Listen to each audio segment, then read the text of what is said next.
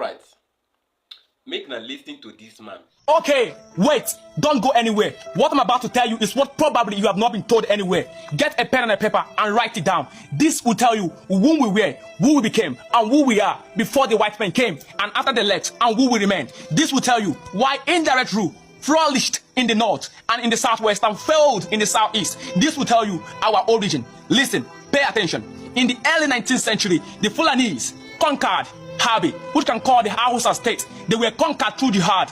The jihad could be seen as a religious and a political jihad. It was led by a man called Uthman Dan Fodio. Uthman Dan Fodio established another outstanding political system of government and established the Sokoto Caliphate. Each of the caliphates were created an emirate. Each of the emirates were headed by an emir. The emir were selected and appointed. Listen, the emirs owe allegiance to Uthman Dan Fodio and two of his representatives at Wandu and Sokoto Caliphate. Listen, the emir was in charge of making sure that there is rule and order, of making sure that there is peace in the community.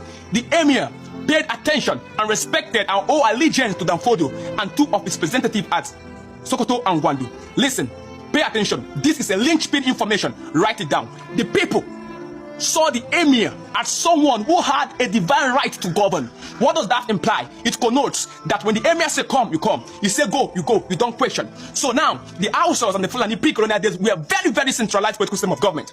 People were in charge of positions. You had the Waziri. The Waziri was the head of the official. You had the Galadima. He was the head of the capital. You had the Madawaki. He was the commander of the army. You had the Dogari, the head of the police. You had the Maji, the treasury officer. You had the Saikin Rowa, the head of the fishing place. You had the striking father, he was the head of the palace workers, and you have the striking power, he was the head of the butchers, which can be called the head of the abattoir today. So you don't kill your animals if you don't meet the striking father. You don't go to the army if you don't see the Madawaki. You don't go to the police if you don't see the Dogari. People were in charge of positions as well as the Waziris. You understand? Now, the people were paying taxation before the white men came.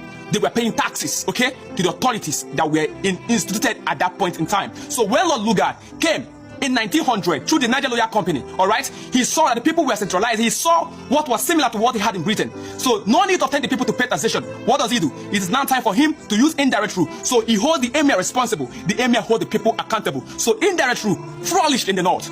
Lord Lugard enjoyed himself in the north. So when he came to the southwest, he saw something similar. What was the political administration of the Yoruba pre-colonial days? The highest empire then in the Yoruba pre-colonial days was the Oyo Empire. The Oyo Empire was so powerful that it had influence. It had influence in Dahomey, the present day Republic of Benin, and that was what they tried to depict in Human King. Okay, now how was the political leadership of the Fulani pre-colonial days?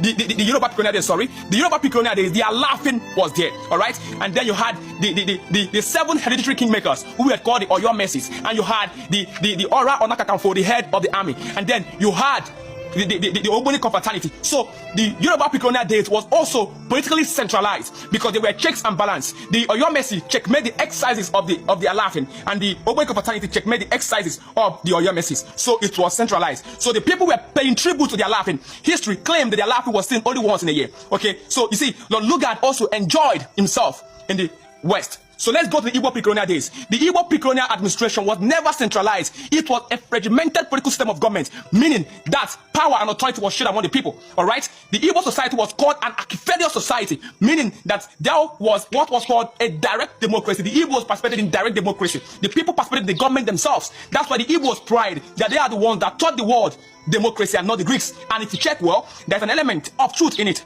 Now listen, let me tell you something. The head of the Igbo pre-colonial days was the Okpara. The Okpara. Now you had the Ofo title holders and also title holders. You had the 8th grade, which were like the army, and you had the Umuada. The Igbos are always giving voice to women. So don't mind anybody saying the Igbos don't respect women. And now listen. Each family had an Ofo title holders. Each of family have Ofo title holders. The oldest of that Ofo title holders is who becomes the Okpara. The Ofo title holders makes up the council of elders. The oldest of them becomes the Okpara. Now the Okpara preside over the meeting in the council, but the Okpara cannot tell them what to do. He can't tell them what to do. So when Lord Lugard came, he thought it was like a free ride in the north or in the southwest. So when he held the Okpara responsible, the Okpara called the people and said, hey, you are going to be paying tax. The Igbo said, no, we can't pay tax. The soil is ours. The water is ours. Why can't we pay to a white man? All right. And now Lord Lugard was so terrified and he said, why come these people do not respect their leaders? How come these people have a mind of their own? Okay, so the Igbos participated directly in government. So indirect rule never worked in the southeast. It never worked because they, unlike northerners, did not see their leader as someone who had a divine right to govern. They saw him as a man themselves, someone who can be influenced, someone who can change their mind. How was laws made in the Igbo colonial days? The Council of Elders can make laws. The 8th grade can also make law, and the Council of Elders will accept it. So far, it's within the frame of the cultural tradition of the people. Do you understand? So now, Lord Lugard could not enjoy themselves. That is why Aba Women Riot still remain one of the highest riots in West Africa, because these people were able to revolt.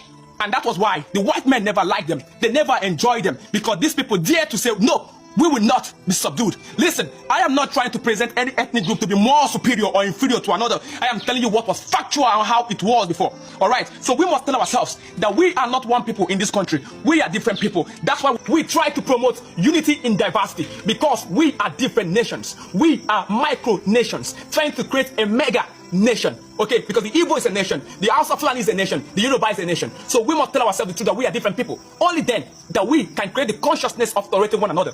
Yes, we must tell ourselves the truth that we are different people. All right, only then we can tolerate one another, because for a man to be an angel, he must first recognize the fact that he's a demon.